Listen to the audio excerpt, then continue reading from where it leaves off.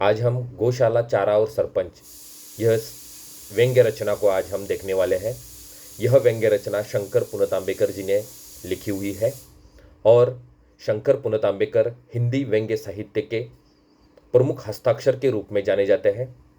उन्होंने अपने जीवन में बहुत सारे व्यंग्य रचनाओं का सृजन किया है। उन्होंने अपने व्यंग्य रचनाओं के माध्यम से राजनीतिक, सामाजिक, धार्मिक आदि क्षेत्रों में फैली विविध विसंगतियों और विडंबनाओं को समाज के सामने प्रस्तुत करने का काम जो है किया हुआ हमें दिखाई देता है। शंकर पुनतांबेकर एक बहुमुखी प्रतिभाशाली व्यंग्यकार के रूप में जाने जाते हैं। उनका जन्म जो है 26 मई 1925 को मध्य प्रदेश के गुना जिले में कुंभराज गांव में हुआ है। विदिशा, ग्वालियर, आगरा आदि स्थानों से उन्होंने एमए तथा पीएचडी प्राप्त करने के बाद वे विदिशा यानी मध्य प्रदेश में है तथा जलगांव महाराष्ट्र में प्राध्यापक पद पर वे कार्यरत रहे हैं। उन्होंने बड़ी सूक्ष्मता और सांकेतिकता के साथ नई सामाजिक यथार्थ और विसंगतियों को अपने व्यंग्य लेखन द्वारा वाणी प्रदान करने का काम जो है किया है। उनकी प्रकाशित रचनाएं हैं शतरंज के खिलाड़ी, दुर्घटना से दुर्घटना तक, मेरी फांसी, कैक्टस के कांटे, प्रेम विवाह, विजिट यमराज की, अंगूर खट्टे नहीं है, पतंजलि, एक मंत्री स्वर्गलोक में आदि। और उन्हें विविध पुरस्कार भी जो है प्राप्त हुए हैं, जैसे मुक्तिबोध हिंदी भाषिक साहित्यिक अक्षर साहित्यिक सम्मान, और उसमें से महत्वपूर्ण है व्यंग्यश्री कला संस्कृति समाज सेवी आदि सम्मान जो है या पुरस्कार उन्हें जो है प्राप्त हो चुके हैं। तो शंकर पुनतांबेकर जी द्वारा लिखित जो है गौशाला, चारा और सरपंच, यह जो व्यंग्य रचना है हमारे सोचनीय शक्ति को बढ़ाने का काम जो है करती है और देश में किस तरह से भ्रष्टाचार चल रहा है, गली से दिल्ली तक लेकर जो है भ्रष्टाचार की जड़ें किस तरह से मजबूत हो चुकी है और उन्हें आजकल जो है काटना कितना मुश्किल बनता जा रहा है और इसके लिए समाज के युवाओं को किस तरह से आगे आना चाहिए, इसमें किस तरह से काम करना चाहिए, ये जो बातें हैं जो है यहाँ पर हमें देखने को मिलती है। कहने मात्र के लिए यह एक गांव का चित्रण है, लेकिन इस गांव के माध्यम से पूरे देश की व्यवस्था जो है हमारे सामने जो है आ जाती है। तो हम अब देखेंगे कि गौशाला, चारा और सरपंच यह एक व्यंग्य रचना है। जैसे मैंने पहले भी आपको बताया कि व्यंग्य माने व्यंग्य जो है मनुष्य को केवल हंसाने का काम नहीं करता है तो मनुष्य को सोचने के लिए बाधित भी करता है, पाठकों को सोचने के लिए बाधित करता है। तो देखिए व्यंग्य रचना। एक था गांव, इस गांव की गौशाला की गायों की शिकायत थी कि हमें पूरा चारा नहीं परोसा जाता है। परोसा जाता है माने हमें पूरा चारा जो है नहीं दिया जाता है। गौशाला का निरीक्षण करने वालों से वे अपनी शिकायत सुनाती, कहती रखवालदार हमारा चारा खा जाता है। यानी वो निरीक्षक से जो है शिकायत करती रहती थी गाय कि रखवालदार जो है हमारा चारा खा जाता है, लेकिन उनकी तरफ कोई भी जो है ध्यान नहीं देता था। भूखी गायों की आवाज निरीक्षकों तक न पहुंचती। वे इन निरीह गायों की मलई, रबड़ी, बर्फी में ऐसे खो जाते कि जिन गायों की बदौलत वे माल टाल पर हाथ मार रहे होते उन्हीं की करह उन्हें सुनाई न पड़ती थी। यानी देखिए कि जिन गायों के आधार पर ये लोग बड़े बड़े सेठ बने बैठे हुए थे, उसकी रबड़ी खा रहे थे, उसके आधार पर पैसा कमा रहे थे, लेकिन उन गायों की तरफ जो है ये लोग यहाँ पर ध्यान देते हुए नहीं दिखाई देते हैं। यहाँ पर ये जो पंक्ति है इस वाक्य के माध्यम से ये भी बताया जाता है कि जिन जनता के माध्यम से हमारे राजनेता जो है बड़े बड़े ओहदे हासिल करते हैं, बड़े बड़े पद पर जाते हैं, लेकिन वहां जाने के बाद उनको जो है जनता को किए हुए वायदे जो है वो भूल जाते हैं। जनता की तरफ उनका ध्यान नहीं होता है। ये भी इसके माध्यम से बताया गया है। मैंने पहले ही बताया कि व्यंग्य में जो बातें बताई जाती है उससे कहीं अधिक बातें जो है उसके अंदर से बाहर निकल कर आती हुई हमें दिखाई जाती है। तो भूखी गायों की आवाज निरीक्षकों तक न पहुंचती। वे इन निरीह गायों की मली, रबड़ी, बर्फी में ऐसे खो जाते हैं कि जिन गायों की बदौलत वे माल टाल पर हाथ मार रहे होते उन्हीं की करह उन्हें सुनना पड़ती, यानी सुनाई न पड़ती। गायों की आवाज को लोगों तक पहुंचाने वाला रामदास हैरान था कि गायों पर हो रहे अन्याय अत्याचार को वह कैसे रोके। जिम्मेदार लोग ही जब बहरे हो रहेंगे तो बेचारी गायों का भगवान ही मालिक है। यानी यहाँ पर इस गांव में जो युवक है वह रामदास है।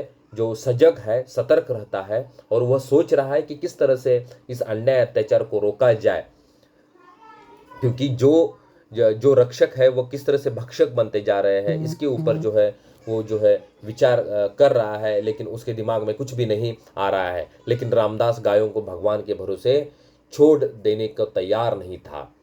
रामदास गांव का पढ़ा लिखा युवक था। वह गांव के बच्चों को पढ़ाता था, लेकिन वह गांव की पाठशाला का अध्यापक नहीं था। अध्यापक सरपंच का दूर का कोई रिश्तेदार था, लेकिन वह बच्चों को पढ़ाता वढ़ाता नहीं था। कभी कभार ही वह पाठशाला में पहुंचता। हाँ, वेतन वह पूरा पूरा लेता। अध्यापक की दरखास्त तो रामदास ने भी दी थी, लेकिन चुना गया सरपंच का रिश्तेदार ही। यद्यपि वह रामदास की नाई ग्रेजुएट नहीं था, सरपंच ने कहा था हमें ज़्यादा पढ़े लिखे आदमी की ज़रूरत नहीं है। रामदास आज भी नौकरी की खोज में था। यानी देखिए, रामदास से कम पढ़ा लिखा युवक जो है उस पाठशाला में चुना गया था। वह जो चुना गया युवक जो था, जो अध्यापक था, वह सरपंच का रिश्तेदार था, इसके लिए उसको चुना गया था।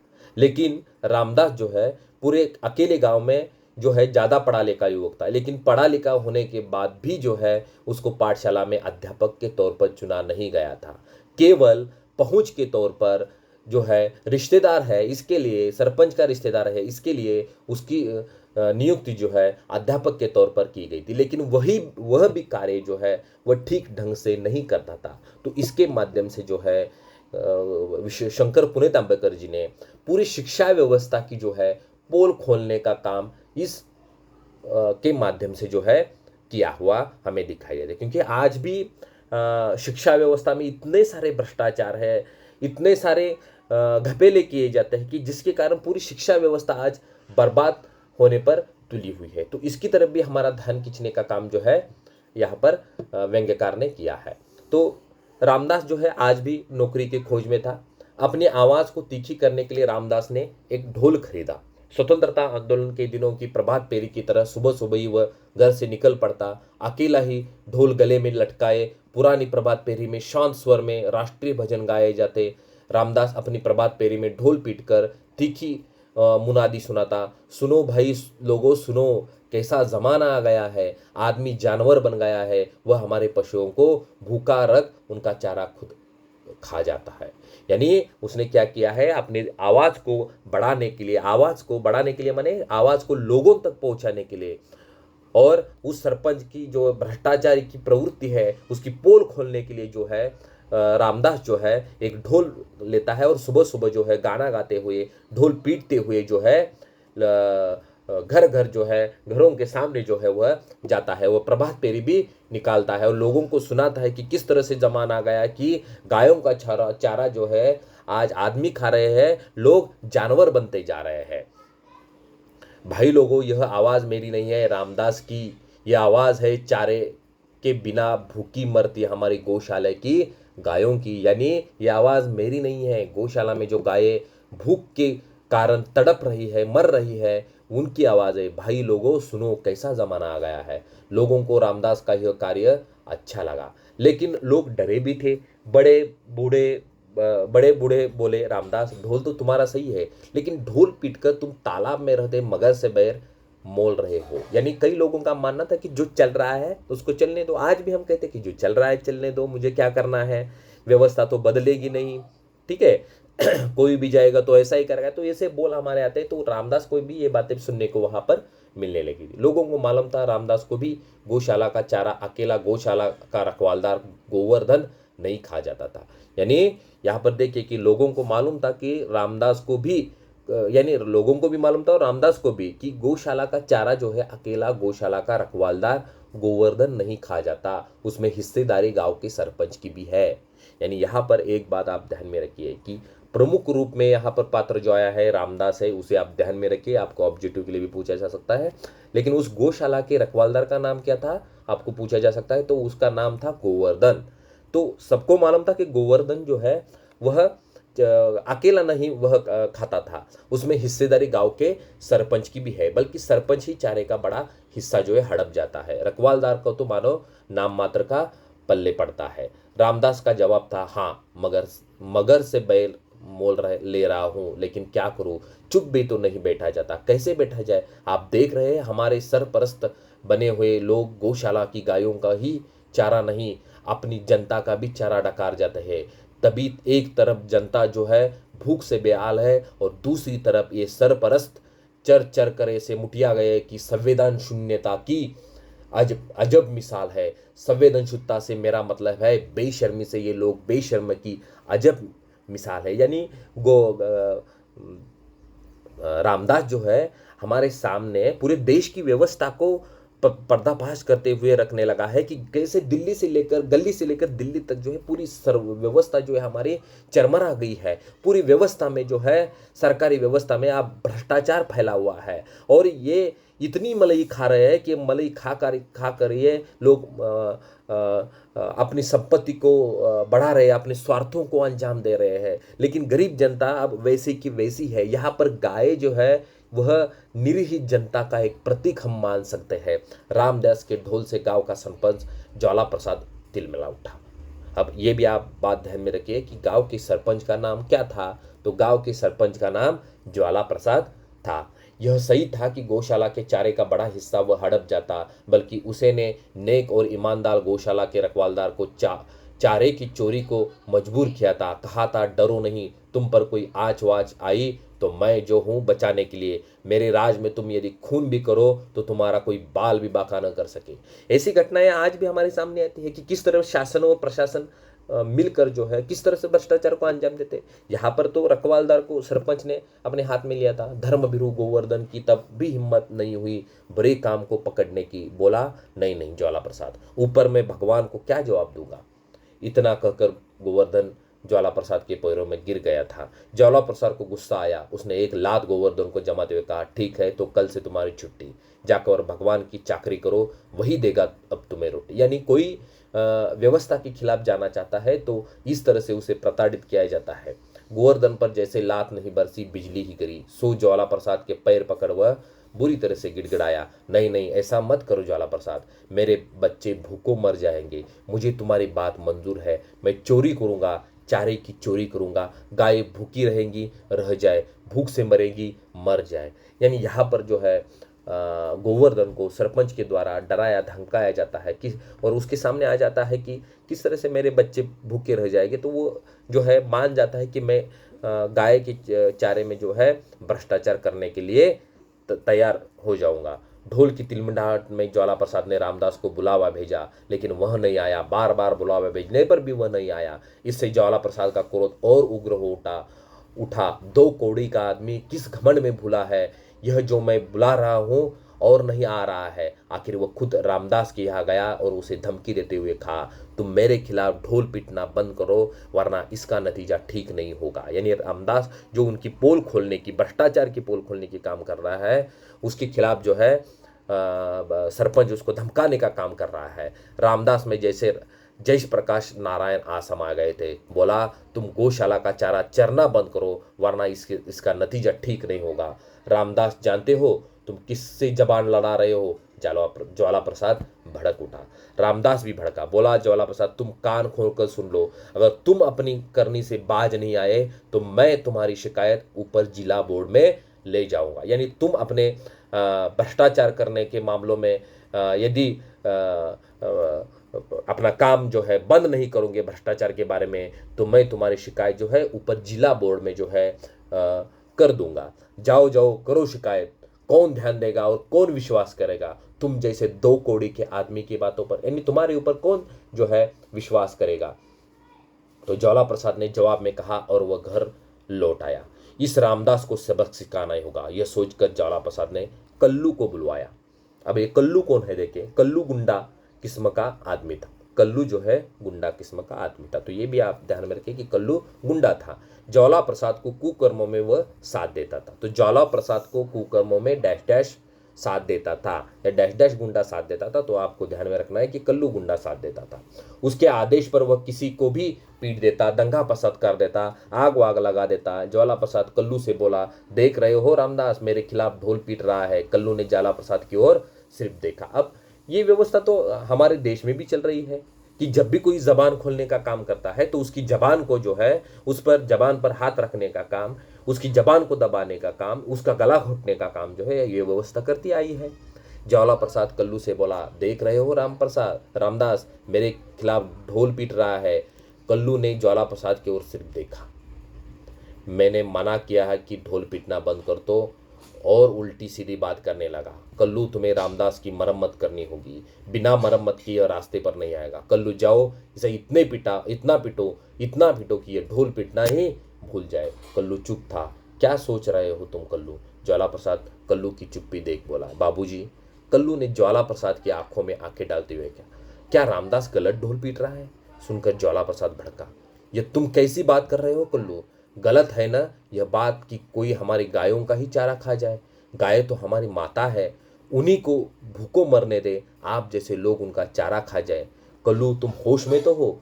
यानी यहाँ पर देखिए कि कल्लू ने भी उसका विरोध जो है किया है, और इसके माध्यम से जो है शंकर पुनेत आंबेडकर जो है जनता के पैरों में क्रांति की पहल करने की कोशिश जो है, या क्रांति की ज्वाला भड़काने का काम जो है उनके मन में जो है यहाँ पर करते हुए दिखाई देते हैं कि किस तरह हर आदमी को आगे आना है, तो तभी ये व्यवस्था जो है बदल सके। तो कल्लू, तुम होश में तो हो? ज्वाला प्रसाद चिल्लाया। अब तक नहीं था, अब आ गया हूँ। गौ माताओं की दशा जानकर आ गया हूँ। बाबूजी, आप क्या क्या नहीं खा गए हैं? गांव के रास्ते आप खा गए, पुल आप खा गए, कुएं खा गए, और तो और पब्लिक संडास भी आप खा गए। छी, संडास तक आपने नहीं छोड़े और खा गए। इतना कह कल्लू ने थूक दिया। यानी कहाँ कहाँ भ्रष्टाचार भी चलता है, ये भी यहाँ पर दिखाया गया है कि आपने कुएं में, रास्तों में, पुलों में, संडास बनाने में, तो यहाँ पर हमारे राजनेताओं की पोल खुल जाती कि राजनेता इतनी घटिया हरकत करने लगे हैं कि वो इतना नीचे गिर गए हैं कि वह किसी भी काम में जो है पैसे या कमीशन लेने में हर समय तत्पर रहने लगे हैं। अब तक नहीं था, अब सॉरी, ज्वाला प्रसाद को लगा जैसे कल्लू उसी पर थूका है, जो एकदम गरज कर बोला, कल्लू, मैं तुम्हें हवालात में बंद कर सकता हूँ, समझे? करा दीजिए बाबूजी, हवालात में बंद करा दीजिए। कल्लू ने कहा, हमने आपके अब तक कई गलत काम किए, रामदास को पीटने का बिल्कुल नहीं करेंगे। रामदास ढोल क्या पीटता है, जैसे वह हम लोगों को जगा रहा है। और इसके बाद कल्लू उठ खड़ा हुआ और बोला, मैं चला, आपको जो कुछ करना है कीजिए, हवालात में बंद करा देंगे तो हम भी आपकी पोले खोले बगैर नहीं रहेंगे। हाँ, यानी यदि हमको आप हवालात में बंद करना चाहते हैं तो कर लीजिए, लेकिन हम भी आपको छोड़ने वाले नहीं हैं, आपके सारे पोल जो है खोल देंगे। ज्वाला प्रसाद बेबस सा कल्लू को जाते हुए देखता रहा। ज्वाला प्रसाद ने गांव के ज्योतिषी के कहने पर एक बैल खरीद लिया था। वो खेती नहीं करता था, उसकी दुकान थी और साहूकारी। ज्वाला प्रसाद कोई खेती वगैरह नहीं करता था, केवल एक बैल खरीद लिया था ज्योतिषी के कहने के कारण। बैल को देख पत्नी ने हटका। अब क्या खेती करने की सोची? ज्वाला प्रसाद ने कुछ तन कर कहा, नहीं, यह बैल एरा गैरा बैल नहीं है जो खेती करेगा, यह चुनाव लड़ेगा, चुनाव, और आराम ही खाएगा। यानी यहाँ बैलों को जो है चुनाव चिन्ह की बनाने के काम जो है ज्वाला प्रसाद करना चाहता है। आराम ही खाएगा, हराम की, आराम ही खाएगा या हराम की। पत्नी ने छींटा कसा, हमारे यहाँ दो प्राणी ही तो आराम, और हमारे यहाँ दो प्राणी ही तो आराम, और उस दूसरा गधा जो कपड़े नहीं धोता। हे भगवान, अब चुप भी रहो तुम, ज्वाला प्रसाद ने चिढ़कर कहा। पंचायत के जो चुनाव हुए उसमें ज्वाला प्रसाद ने अपना चुनाव चिन्ह बैल रखा। यानी जैसे मैंने आपको बताया कि चुनाव चिन्ह जो है बैल उसने रखा था, और बैलों को काम करने के लिए उसने बिल्कुल नहीं उसने खरीदा था। उसके प्रतिस्पर्धी का चिन्ह था गधा, यानी दूसरे प्रतिस्पर्धी का चिन्ह था गधा, और इसका चिन्ह था बैल। तो आपको ये भी पूछा जा सकता है कि ज्वाला प्रसाद के चुनाव चिन्ह जो है ज्वाला प्रसाद का कौन सा था? तो बैल चुनाव चिन्ह था। पत्नी बोली, क्या गधे के मुकाबले बैल मैदान मार लेगा? अरे, ज्योतिषी के कहने पर ही तो मैंने चुनाव चिन्ह बैल चुना है और अपना यह बैल खरीदा है। अब क्या जमाना बदल गया है, जो गधे नहीं बैल चुनाव जीतेंगे। पत्नी ने व्यंग्यबान छोड़ा। ज्वाला प्रसाद ने कोई जवाब नहीं दिया। यानी अब क्या जमाना बदल गया है, जो गधे नहीं बैल चुनाव जीतेंगे। यानी गधे नहीं, यहाँ पर गधे और बैल एक राजनेताओं के ही प्रतीक है। हमारे देश में वैसी ही व्यवस्था है, क्योंकि जितने शिक्षित लोग हैं वह राजनीति में नहीं है, तो ये बात जो है हमें हमारे लिए बहुत ही दर्दनाक सी दिखा। उसके बाद जो है पत्नी आगे बोली, तुम्हारे ज्योतिषी ने जमाने को ठीक ही भापा है। अब चुनाव वे ही गधे जीत सकते हैं जिनके सिंग भी हो। अब बैल ही ऐसा गधा है जिसके सिंग होते हैं। पहले पैसे वाले गधे चुनाव जीते थे, अब सिंग वाले दहशत पैदा करने वाले गधे यानी बैल जीतेंगे। तो ये हम इसे व्यंग्य बाण कह सकते हैं। इस व्यंग्य बाण से कई कई राजनेता जो है डरने लगे हैं अब क्योंकि इस व्यंग्य बाण से कई लोग इसके शिकार होने लगे हैं। जैसे देखिए कि यहाँ पर नेताओं को ही अपना शिकार बनाया गया है कि उनको गधों की उपमा दी गई है कि किस तरह से लोग पैसों के बल पर, दहशत के बल पर जो है चुनाव जीतते हैं। चुनाव जीतने के बाद जो है अपनी झोली बलने का जो है काम करते हैं। और सचमुच ज्वाला प्रसाद चुनाव जीत गया। खैर, मुद्दे की बात यह है कि चुनाव जीत जाने के बाद बैल में विलक्षण बात देखी गई। बैल को जो चारा डाला था उसे वह खाता नहीं था। क्या हो गया है बैल को? बदहजमी हो तो नहीं, या कोई बीमारी तो नहीं? घोड़ा डॉक्टर देख गया, बीमारी कोई नहीं थी। तो बैल चारा क्यों नहीं खा रहा है? ज्वाला प्रसाद घबरा गया। ज्योतिषी ने कहा था बैल को कोई कष्ट न हो, इस बैल के साथ तुम्हारा भविष्य बंधा हुआ है।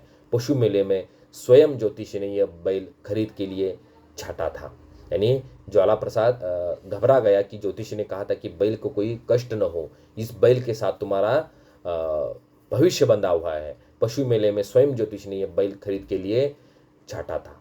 यानी पशु मेले में से इस बैल को, जिसे हम बाजार कहते हैं, उसमें से ज्योतिषी ने ही यह बैल जो उनको खरीद कर जो है देकर गया था। यानी बैल जो है चारा नहीं खा रहा था और उसको बदमजी हो गई है क्या, या बीमारी कोई हो गई है क्या, तो ये बैल चारा क्यों नहीं खा रहा है। तो इसके संबंध में ज्वाला प्रसाद घबरा गया था। तो बैल जो है चारा खाना उसका बंद हो गया था। तो बैल के साथ तुम्हारा भविष्य बंधा हुआ है। पशु मेले में स्वयं ज्योतिषी ने यह बैल खरीद के लिए उनको दिया था, लेकिन अब बैल जो है चारा नहीं खा रहा था।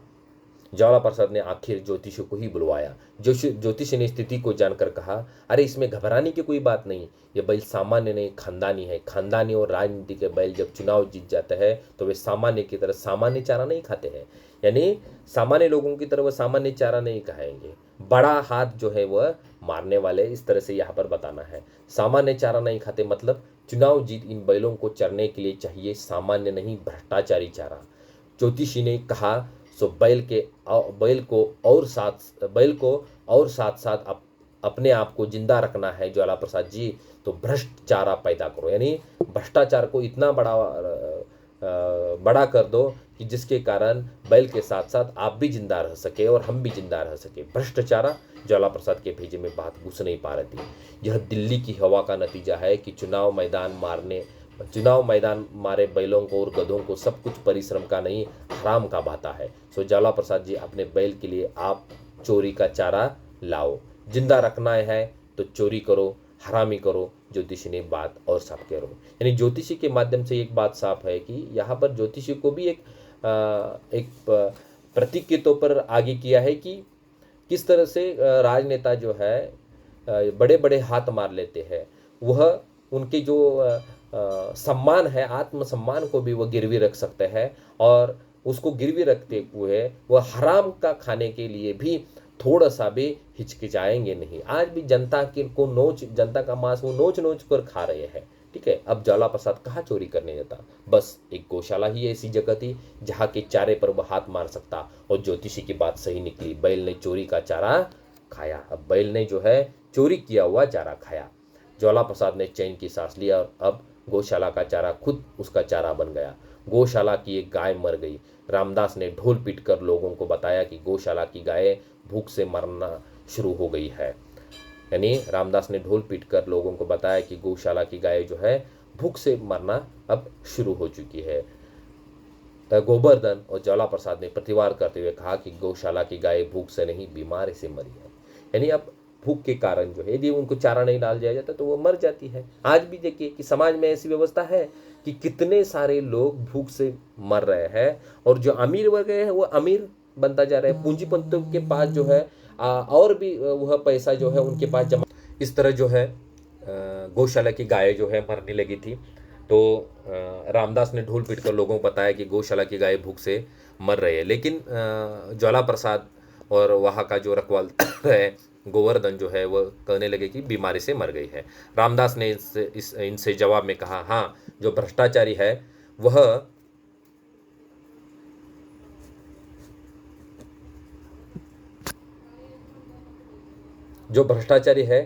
वह जो है ऐसा ही कहेंगे, इसकी जांच करो। तो रामदास जो है ज्वाला प्रसाद की शिकायत लेकर जिला बोर्ड पहुंचा। रामदास ने कहा, मूल मुद्दा तो चारे की चोरी का है, उसकी जांच करो। ज्वाला प्रसाद ने दाम दंड भेद से मामला दबाने की काफ़ी कोशिश की, पर रामदास ने गांव का ढोल फेंक शहरी ढोल यानी समाचार पत्र को पकड़ लिया था। सो मामला दब न सका। आदेश जारी हुए कि गौशाला की चारे की जांच की जाए। यानी यहाँ पर देखिए कि जो भी व्यक्ति, जो जनता जो है, यदि जागरूक हो जाती है तो वह सब कुछ कर सकती है, लेकिन जनता को जागरूक पहले होना चाहिए। जांच का काम गांव के पटेल को सौंपा गया। पटेल गौशाला पहुंचा और गोवर्धन से जवाब तलब किए। जवाब तलबी की जब ज्वाला प्रसाद की बारी आई तो बौखला कर वह कह उठा, अबे पटेल के बच्चे, तू ये किससे जवाब तलब कर रहा है? मेरा और गौशाला का क्या वास्ता? पटेल ज्वाला प्रसाद के निवास स्थान पर ही पहुंच गया था। सो उसका सवाल सुन वह बोला, आपका यदि गौशाला से वास्ता नहीं है तो गौशाला की गंध आपके घर में कैसे? गौशाला की गंध? ये तू कैसी पागलों जैसी बात कर रहा है? आप सिंहासन क्या चढ़ गए हो? तमीज से बात नहीं कर सकते? पटेल ने कहा, तू तड़ाक की बात से आप मेरी तौहीन नहीं कर रहे हो, अपनी तमीज का नंगापन उजागर कर रहे हो। यानी जो भी बातें तुम कर रहे हो ना, तुम्हारा नंगापन ही उसके कारण जो है लोगों के सामने आ रहा है। ठीक है, तुम यहाँ से जाओ, बाहर आंगन वाली कोठरी का ताला खुलवाओ। पटेल ने आदेश दिया। क्यों खुलवाओ? मैं कहता हूँ इसलिए, गौशाले के चारे की गंध उधर से ही आ रही है। उस कोठरी की चाबी तो मेरे बेटे के पास है और बेटा शहर चला गया है। यानी उस कोठरी की चाबी लेकर जो है उसको जो ताला लगाया हुआ था उसको खोलने के लिए कहा जा रहा है। तो वहाँ पर जो है उसकी चोरी पकड़ने जाने का ज्वाला प्रसाद को डर है। तो वो कह रहा है कि मेरा बेटा जो है शहर गया और उसके पास जो है उसकी चाबी है। तो ठीक है, मैं ताला तोड़वाता हूँ। पटेल ने कहा। ताला तोड़ा गया। गोदाननुमा कोठरी बेतरह चारे से भरी हुई थी। इतना चारा आपके यहाँ कहाँ से आया? हथौड़ा ताले पर नहीं, जैसे ज्वाला प्रसाद की छाती पर ही पड़ा था।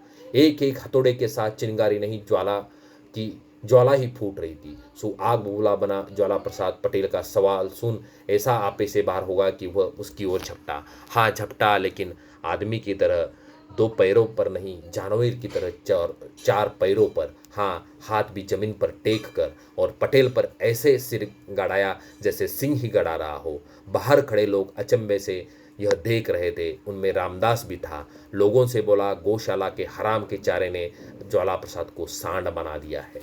यानी उस हराम के चारे ने ज्वाला प्रसाद को क्या बना दिया है?